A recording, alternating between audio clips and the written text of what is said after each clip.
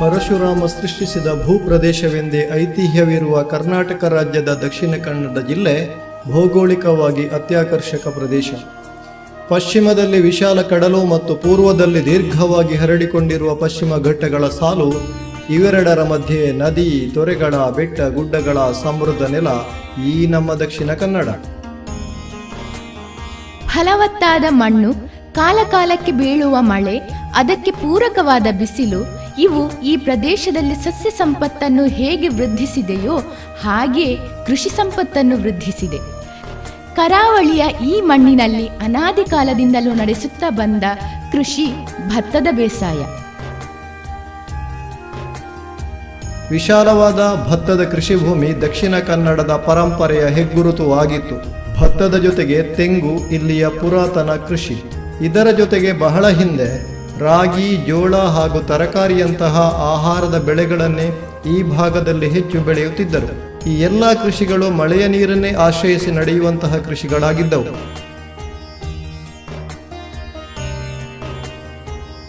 ನಾವು ಇಲ್ಲಿ ಮೊದಲು ಸ್ವಾಭಾವಿಕವಾಗಿ ಅಂತ ಹರಿದು ಬರುವಂಥ ನೀರುಗಳಿಗೆ ಅಥವಾ ಇಲ್ಲಿ ನಮ್ಮ ಹೊಳೆಯಲ್ಲಿರುವಂಥ ಕಟ್ಟಗಳಿಗೆ ನೀರು ಹಾಕಿ ನಾವು ಇಲ್ಲಿ ಕೃಷಿ ಮಾಡಿಕೊಂಡಿದ್ದೆವು. ತರಕಾರಿ ಮತ್ತು ಭತ್ತ ವ್ಯವಸಾಯವೇ ಇದ್ದದ್ದು ನಮಗೆಲ್ಲ.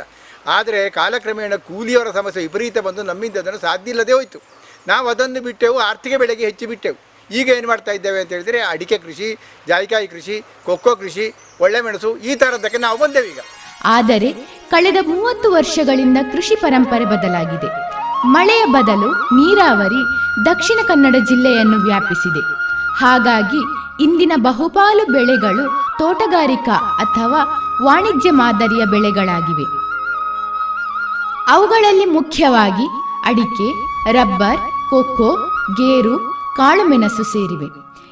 ಇವುಗಳಲ್ಲದೆ ಇತ್ತೀಚೆಗೆ ಶುಂಠಿ, ಅನನಾಸು, ಬಾಳೆ ಇವುಗಳನ್ನು ದೊಡ್ಡ ಪ್ರಮಾಣದಲ್ಲಿ ಬೆಳೆಯುವ ಪ್ರವೃತ್ತಿ ಈ ಕರಾವಳಿಯಲ್ಲಿ ಕಾಣುತ್ತಿದೆ. ಮೊದಲಿನ ಕಾಲದಲ್ಲಿ ಈ ಕೃಷಿಯಲ್ಲಿ ಹೇಗಿತ್ತು ಅಂತ ಹೇಳಿದರೆ ನಾವೇ ಬೆಳಿಗ್ಗೆ 4 ಗಂಟೆಗೆ ಎದ್ದು ಗದ್ದೆಗೆ ಗೊಬ್ಬರವನ್ನೆಲ್ಲ ಹರಡಿ ಹುಣಿಯನ್ನೆಲ್ಲ ಉದ್ದಿ ನಾವು ಕೋಣಗಳನ್ನು ಎತ್ತುಗಳನ್ನು ತಂದು ಗದ್ದೆ ಊಟಕ್ಕೆ ಸಹಾಯ ಮಾಡಿಕೊಂಡಿದ್ದೆವು. ನಾವು ಬಹಳ ಕಷ್ಟದಲ್ಲಿ ಬೇಸಾಯ ನಡೀತಿತ್ತು. ಈಗ ಏನಾಗಿದೆ, ನಾವು ಮನೆಯಲ್ಲಿ ವೃದ್ಧರು ಉಳಿದದ್ದು, ಮಕ್ಕಳೆಲ್ಲ ಬೇರೆ ಬೇರೆ ಉದ್ಯೋಗಕ್ಕೆ ಹೊರಟೋಗಿಬಿಟ್ರು. ಈಗ ದುಡಿಯೋರು ಕಡಿಮೆ ಆಯಿತು. ಆದ್ದರಿಂದ ನಮ್ಮಿಂದ ಆ ಥರ ಕೃಷಿ ಈಗ ಸಾಧ್ಯ ಇಲ್ಲದೆ ಹೋಯಿತು. ಆದ್ದರಿಂದ ನಾವೀಗ ಈ ಆರ್ಥಿಕ ಬೆಳೆಗೆ ನಾವು ಬಿದ್ದೆವು. ಮಾರ್ಕೆಟ್ನಲ್ಲಿ ಮತ್ತು ಅಡಿಕೆಯನ್ನು ಹೊಡೆಯುವಂಥ ಬೆಳೆ ಈಗ ಯಾವುದೂ ಇಲ್ಲ. ಆದ್ದರಿಂದ ಈಗ ಅಷ್ಟೊತ್ತಿಗೆ ನೀರು ಸಾಕಾಗಲಿಲ್ಲ. ನಾವು ಪಂಪುಗಳನ್ನು ಅವಲಂಬಿಸಿದೆವು, ಬೋರ್ಗಳನ್ನು ಮಾಡಿತ್ತು. ನೀರು ಕಡಿಮೆ ಆಗ್ತಾ ಹೋಗಿ ವರ್ಷ ನೀರು ಒತ್ತಾಯವೇ ಬರ್ತಾ ಉಂಟು. ಈಗ ಮೊದಲಿನ ಸ್ವಾಭಾವಿಕ ಹರಿದು ಬರುವಂಥ ನೀರುಗಳಿಲ್ಲ. ಬೋರಿನಲ್ಲಿ ಕೂಡ ನೀರು ಕಡಿಮೆ ಆಗಿದೆ. ಈ ಥರದ ವ್ಯವಸ್ಥೆಗಳು ಈಗಾಗಿದೆ ನಮ್ಮದು. ದಕ್ಷಿಣ ಕನ್ನಡದ ಕೃಷಿ ಪರಂಪರೆಯಲ್ಲಿ ಉಂಟಾದ ಪಲ್ಲಟಗಳನ್ನು ಸಂಶೋಧಕರು, ಹವ್ಯಾಸಿ ಕೃಷಿಕರು ಆಗಿರುವ ಶ್ರೀ BV ಸೂರ್ಯನಾರಾಯಣರು ಹೀಗೆ ವಿವರಿಸುತ್ತಾರೆ. ಕರಾವಳಿ ಕರ್ನಾಟಕದ ನಮ್ಮ ಈ ಪರಿಸರ ಅಥವಾ ಪ್ರದೇಶ ಕೃಷಿ ಪ್ರಧಾನ ಪ್ರದೇಶ ಅಂತ ಹೇಳಿಯೇ ಹಿಂದಿನ ಕಾಲದಿಂದಲೂ ಕೂಡ ಪರಿಗಣಿಸಲ್ಪಡ್ತಾ ಇತ್ತು. ಈಗಲೂ ಕೂಡ ಅದೇ ಇದ್ದರೂ ಕೂಡ ಕೃಷಿ ಒಂದು ಬದುಕಿನ ಜೀವನ ಪದ್ಧತಿ ಆಗಿರದೆ ಇವತ್ತು ಕೃಷಿ ಒಂದು ಉದ್ಯಮ ಅಂತ ಹೇಳುವಂಥ ರೀತಿಯಲ್ಲಿ ಪರಿಗಣಿಸಲ್ಪಡ್ತಾ ಇದೆ. ಇದು ಒಂದು ರೀತಿಯ ಬಹುದೊಡ್ಡ ಬದಲಾವಣೆ ನಾವು ಕೃಷಿ ಕ್ಷೇತ್ರದಲ್ಲಿ ಕಾಣುವಂಥದ್ದು. ಕೃಷಿಯಲ್ಲಿ ಹಿಂದೆ ಅದೊಂದು ಜೀವನ ಪದ್ಧತಿ ಆದ ಕಾರಣ ಅದನ್ನು ಆರ್ಥಿಕವಾಗಿ ಲಾಭ ನಷ್ಟ ಎನ್ನುವ ದೃಷ್ಟಿಯಲ್ಲಿ ನೋಡದೆ ಅದನ್ನೊಂದು ಬದುಕಿನ ಒಂದು ಭಾಗ ಅಂತ ಪರಿಗಣಿಸಿಕೊಂಡು ಅದರಲ್ಲಿ ಒಂದು ಖುಷಿಯನ್ನು ಕಾಣ್ತಾ ಇದ್ದಂತಹ ಜನರು ನಮ್ಮ ಹಿಂದಿನವರಾಗಿದ್ದರು. ಆದರೆ ಇವತ್ತು ಹಾಗಲ್ಲ. ನಾನು ಬೆಳೆದಂತಹ ಬೆಳೆಯಿಂದ ನನಗೆ ಆರ್ಥಿಕವಾಗಿ ಎಷ್ಟು ಲಾಭ ಇದೆ ಅಥವಾ ಅದರಿಂದ ಎಷ್ಟು ನಷ್ಟ ಆಗ್ತಾ ಇದೆ ಅಂತ ಹೇಳೋದನ್ನು ಭಾವಿಸಿಕೊಂಡು ಕೃಷಿಕ ಒಂದು ಕೃಷಿ ಪದ್ಧತಿಯಿಂದ ಇನ್ನೊಂದು ಕೃಷಿ ಪದ್ಧತಿ ಕಡೆಗೆ ಆತ ವಾಲ್ತಾ ಇದ್ದಾನೆ. ಉದಾಹರಣೆಗೆ ಹಿಂದಿನ ಕಾಲದಲ್ಲೆಲ್ಲ ಬೇಸಾಯದ ಗದ್ದೆಗಳಿದ್ದಂತಹ ಈ ಪರಿಸರದಲ್ಲಿ ಇವತ್ತು ಗದ್ದೆಗಳು ಬಹುತೇಕ ಕಣ್ಮರೆಯಾಗಿದೆ. ಗದ್ದೆಗಳಿದ್ದಂತಹ ಇವತ್ತು ಜಾಗ ಇವತ್ತು ಅಡಿಕೆ ತೋಟ ಆಗಿ ಪರಿವರ್ತನೆ ಆಗಿದೆ. ಹೈನುಗಾರಿಕೆಯಿಂದ ಸಿಗ್ತಾ ಇರತಕ್ಕಂಥ ಗೊಬ್ಬರದಿಂದಲೇ ಕೃಷಿಕ ತನ್ನ ಬೆಳೆಗಳಿಗೆ ಬೇಕಾಗ್ತಕ್ಕಂಥ ಗೊಬ್ಬರಗಳನ್ನು ಪಡ್ಕೊಳ್ತಾ ಇದ್ದ. ಇದರಿಂದಾಗಿ ಒಂದು ರೀತಿಯ ಸಾವಯವ ಕೃಷಿ ಪದ್ಧತಿ ಆ ಕಾಲದಲ್ಲಿತ್ತು. ಇವತ್ತು ಸಂಪೂರ್ಣವಾಗಿ ಹಟ್ಟಿ ಗೊಬ್ಬರ ಎನ್ನುವುದು ಅವಶ್ಯಕತೆ ಇಲ್ಲ. ನಮಗೆ ರಾಸಾಯನಿಕ ಗೊಬ್ಬರಗಳು ಅಥವಾ ಕುರಿ ಗೊಬ್ಬರವೋ ಅಥವಾ ಕೋಳಿ ಗೊಬ್ಬರವೇ ಇವತ್ತು ಕೃಷಿಗೆ ಬೇಕಾಗ್ತಕ್ಕಂಥ ಗೊಬ್ಬರ ಅಂತ ಆಗಿದೆ. ಇದು ಒಂದು ರೀತಿಯ ಬಹುದೊಡ್ಡ ಬದಲಾವಣೆ. ಇತ್ತೀಚಿನ ದಿನಗಳಲ್ಲಿ ಈ ಭಾಗದ ರೈತರು ಮಿಶ್ರ ಬೇಸಾಯ ಪದ್ಧತಿಯನ್ನು ಅನುಸರಿಸುತ್ತಿರುವುದು ಗಮನಾರ್ಹ ಅಂಶ. ಅಡಿಕೆ ತೋಟಗಳಲ್ಲಿ ಕೋಕೋ, ಬಾಳೆ, ಜಾಯಿಕಾಯಿ, ರಾಮಪತ್ರೆಯಂತಹ ಬೆಳೆಗಳನ್ನು ಬೆಳೆಯುವುದರ ಮೂಲಕ ಸ್ವಾವಲಂಬಿ ಬದುಕು ಕಟ್ಟಿಕೊಳ್ಳುತ್ತಿದ್ದಾರೆ. ಇನ್ನೊಂದು ಬಹುದೊಡ್ಡ ಬದಲಾವಣೆ, ಎಲ್ಲಿ ಕಾಡು ನಾಶವಾಗಿ ಕಾಡಿನಲ್ಲಿ ರಬ್ಬರ್ ತೋಟ ಅಥವಾ ಬೇರೆ ರಬ್ಬರ್ ತೋಟ ಮಾತ್ರ ಅಲ್ಲ, ರಬ್ಬರ್ ತೋಟವನ್ನು ಕಡಿದು ಅಲ್ಲಿ ಗುಡ್ಡಗಳಲ್ಲೂ ಕೂಡ ಇವತ್ತು ಸಾಂಪ್ರದಾಯಿಕ ಕೃಷಿ ಪದ್ಧತಿ ಹೋಗಿದೆ ಅಂತ ಹೇಳಿದ್ದೇನೆ. ಇವತ್ತು ಗದ್ದೆಗಳಲ್ಲಿ ಅಡಿಕೆ ತೋಟ ಬಂತು.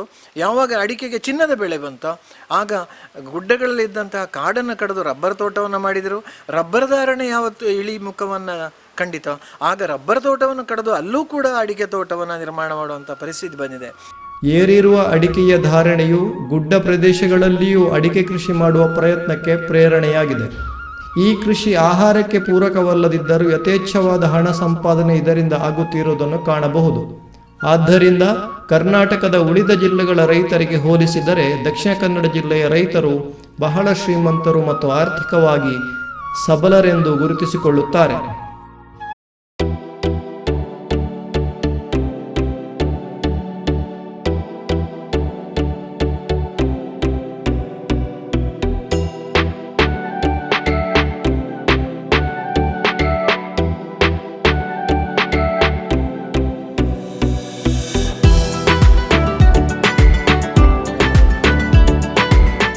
ಕೃಷಿ ಚಟುವಟಿಕೆಯ ಮಧ್ಯೆ ಕರಾವಳಿಯ ಜನ ಆಹಾರ ಪ್ರಿಯರೂ ಹೌದು. ವೈವಿಧ್ಯಮಯ ಆಹಾರ ತಯಾರಿಕೆಯಲ್ಲಿ ಇವರದು ಎತ್ತಿದ ಕೈ. ಕುಚ್ಚಲಕ್ಕಿ ಅನ್ನ ಮತ್ತು ಬಂಗುಡೆ ಮೀನು ಸಾರು ಕರಾವಳಿ ಜನರ ಪಾರಂಪರಿಕ ಮತ್ತು ಜನಪ್ರಿಯ ಆಹಾರ. ಅದರೊಂದಿಗೆ ನೀರು ದೋಸೆ ಹಾಗೂ ಬಾಳೆಹಣ್ಣಿನ ರಸಾಯನ ಈ ಪ್ರದೇಶದ ಎಲ್ಲ ಜನಸಮುದಾಯಕ್ಕೂ ಇಷ್ಟವಾಗುವ ಆಹಾರ. ಗೋಳಿ ಬಜೆ ಎಂದು ಖ್ಯಾತಿ ಪಡೆದ ಮಂಗಳೂರು ಬಜ್ಜಿ ಕರ್ನಾಟಕದಾದ್ಯಂತ ಹೆಸರು ಪಡೆದ ತಿಂಡಿ.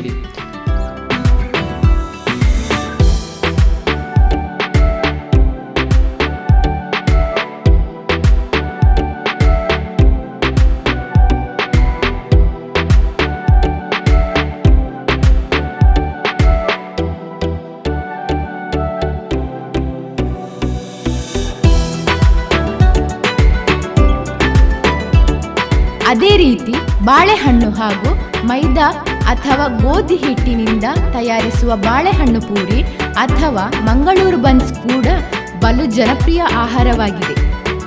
ಅಕ್ಕಿಯಿಂದ ತಯಾರಿಸುವ ಶಾವಿಗೆಯು ಸಭೆ ಸಮಾರಂಭಗಳಲ್ಲಿ ಹೆಚ್ಚು ಬಳಕೆಯಲ್ಲಿದೆ.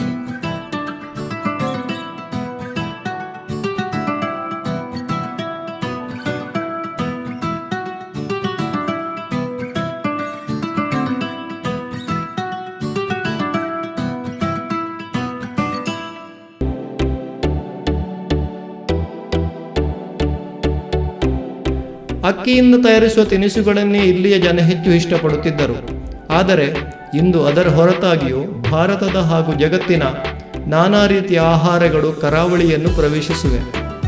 ಸಾಂಪ್ರದಾಯಿಕ ಆಹಾರಗಳಾದ ಪತ್ರೋಡೆ, ಕಡುಬು, ಪುಂಡಿ, ಕಲ್ತಪ್ಪ, ಭಟ್ರೊಟ್ಟಿ, ಕೆಂಡರೊಟ್ಟಿ, ಓಡು ದೋಸೆ, ಅಪ್ಪದಿಟ್ಟ ಇತ್ಯಾದಿಗಳ ಜಾಗದಲ್ಲಿ ಇಡ್ಲಿ, ನಾನಾ ತರಹದ ದೋಸೆಗಳು, ಎಣ್ಣೆಯಲ್ಲಿ ಕರಿದ ತಿಂಡಿಗಳು ಹೆಚ್ಚು ಬಳಕೆಯಾಗುತ್ತಿವೆ.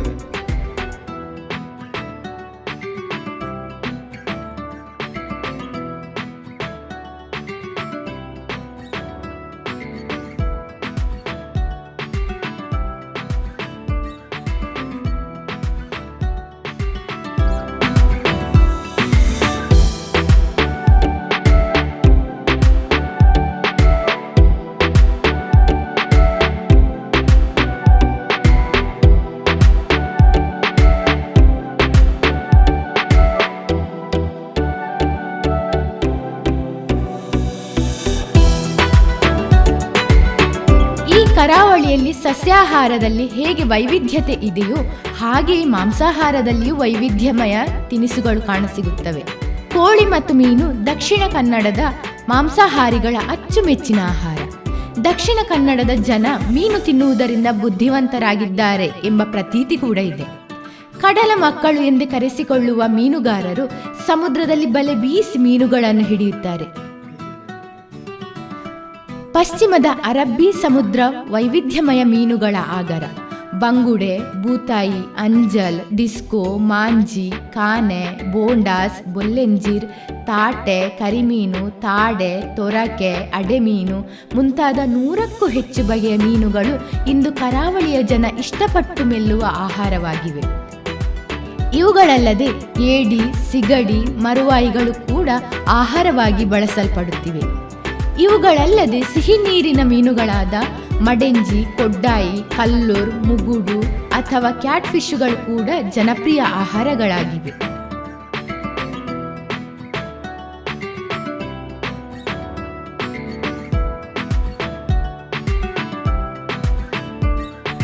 ಇತ್ತೀಚಿನ ಕೆಲವು ವರ್ಷಗಳಿಂದ ವಿಭಿನ್ನ ಜಾತಿಯ ಕೋಳಿ, ಅವುಗಳ ಮೊಟ್ಟೆ ಹಾಗೂ ಮಟನ್ ಅಥವಾ ಮೇಕೆ ಇವು ಮಾಂಸಾಹಾರಿಗಳನ್ನು ಹೆಚ್ಚು ಆಕರ್ಷಿಸುತ್ತಿವೆ. ಒಟ್ಟಿನಲ್ಲಿ ದಕ್ಷಿಣ ಕನ್ನಡ ಕೃಷಿ ಮತ್ತು ವೈವಿಧ್ಯಮಯ ಆಹಾರ ಪದ್ಧತಿಗೆ ಹೆಸರಾದ ನಾಡು. ಜೊತೆಗೆ ಕಾಲಕಾಲಕ್ಕೆ ತಕ್ಕ ಬದಲಾವಣೆಗಳನ್ನು ತನ್ನೊಳಗೆ ಇಟ್ಟುಕೊಂಡ ಪ್ರದೇಶವಾಗಿ ಇಂದು ನಮ್ಮೆದುರು ತೆರೆದುಕೊಳ್ಳುತ್ತದೆ. ಧನ್ಯವಾದಗಳು.